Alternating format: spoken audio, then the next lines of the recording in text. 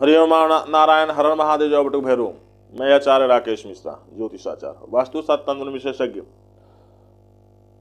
अब आज का मेरा विषय है कि कुछ ऐसे व्यक्ति होते हैं जो ब्राह्मण से द्वेष करते हैं।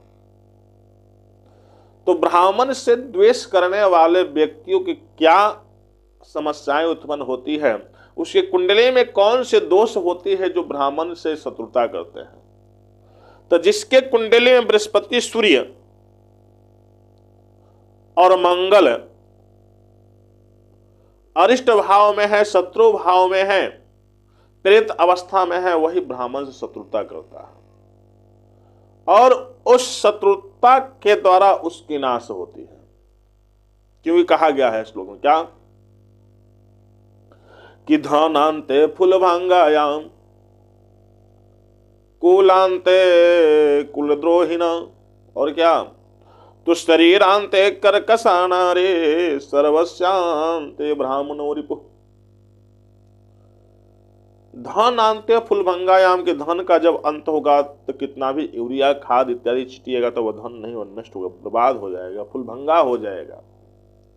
तो धन अंत्य फूलभंगायाम तो कुलांत कुलद्रोहिणा, जब आपके खानदान क्या नाश होने रहेगा, कुल का अंत लिखा होगा, आपके खानदान के सत्यानाश लिखा होता कुलांत कुलद्रोहिणा, तो आपके कुल खानदान में ही कोई ऐसा पुत्र जन्म होगा, कोई ऐसा व्यक्ति जन्म लेगा, वो कोई ऐसा संतान की उत्पत्ति होगी, जन्म लेगा जो आपके कुल खानदान से ही विद्रोह पैदा करेगा और विद्रोह पैदा करके आपके कुल को ही नष्ट करने पर लग जाएगा,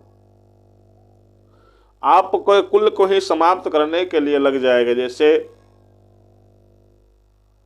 देखते हैं रावण इत्यादि बहुत सा राक्षसों का उपमा देख सकते हैं।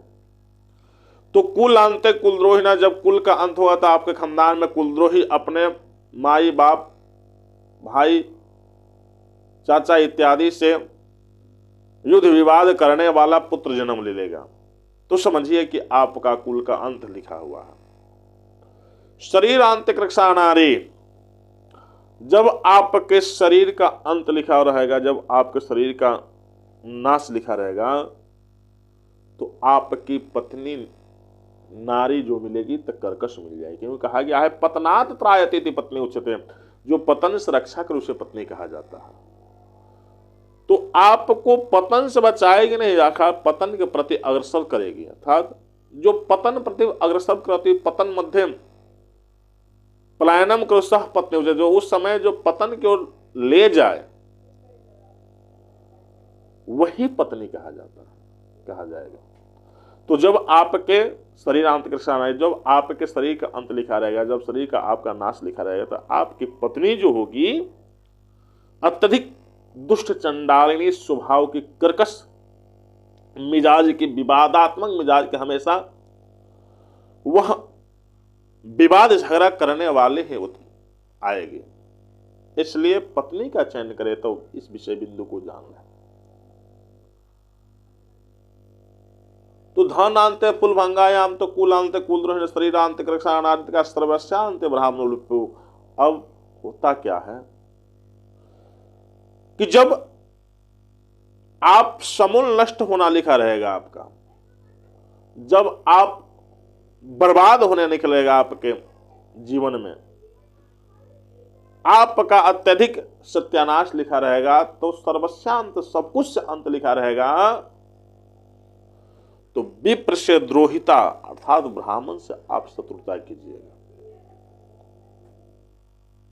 जब आपके खानदान के कोई व्यक्ति ब्राह्मण से शत्रुता करने लगा, ब्राह्मण से द्वेष करने लगा, ब्राह्मण से विवाद करने लगा, तो समझ जाइए कि आपका पूरे समूल का नष्ट होने वाला है, आपका समूल सत्यानाश होने वाला है। आप उस कगार पर जाने वाले हैं जिस कगार पर लौट कर दुनिया की कोई शक्ति आपको बचा नहीं सकती। क्योंकि भगवान भी कहते हैं कि मुझसे भी श्रेष्ठ ब्राह्मण, यदि ब्राह्मण का जो पूजा करता है वही उसी के घर, उसी के कुल, उसी खानदान की मैं रक्षा करता हूं। यदि ब्राह्मण से कोई द्वेषता करता है उसमें मैं भी रक्षणीय नहीं हूं। इसलिए जो ब्राह्मण से शत्रुता करता है वो भगवान भी उसको क्षमा नहीं करता। अब जिसको भगवान भी क्षमा नहीं करते तो समझ जाइए। तो जब सब कुछ से अंत लिखा रहेगा, सब कुछ से बर्बाद लिखा रहेगा आपके जीवन में, सब कुछ से सत्यानाश लिखा रहेगा, तो आप जान लीजिए कि आप किसी ब्राह्मण, किसी शत्रु से, ब्राह्मण से शत्रुता करने वाले हैं। ब्राह्मण से आपके मन में द्वेषता उत्पन्न होगी, ब्राह्मण से आपका कटरता उत्पन्न होगी, ब्राह्मण से आपके मन में अत्यधिक भेदभाव होकर विवाद कीजिएगा, उसी ब्राह्मण के द्वारा, उसी ब्राह्मण के श्राप वश, उस ब्राह्मण के युग तप बल के द्वारा आपका सत्यानाश निश्चित है। तो हम आपसे ही निवेदन करते हैं, आग्रह करेंगे, निवेदन करेंगे कि जब यह मन में भावनाएं प्रवृत्त हो, ये जो सारी समस्या आपको आ रही है, तो समझिए कहीं ना कहीं यह दोष आपको आ रहा है। तो इस दोष को दूर कैसे करें? तो अपने कुंडली को किसी दैवज्ञ के पास जाएं और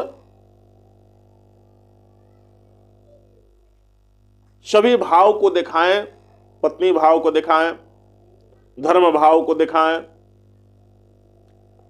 षष्टम भाव को, सभी भाव को देखें किस भाव से मेरे कुंडली में अरिष्ट योग बन रहा है, और तब जाकर के आप अच्छा योग प्रदान करें, उसका पूजन इत्यादि करा करें, तब आप बच सकते हैं। तो कोई विकल्प नहीं है, भगवान भी माफ करने वाले नहीं हैं। इसलिए जब आपको विप्रदोहिता जान जाइए कि कहीं ना कहीं आप पतन के कगार पर जाने वाले जा रहे हैं, दूसरा कोई बचा नहीं सकता। तो इतना ही कहकर अपने वाणी को विराम देता हूं। हर हर महादेव, जय बाबा।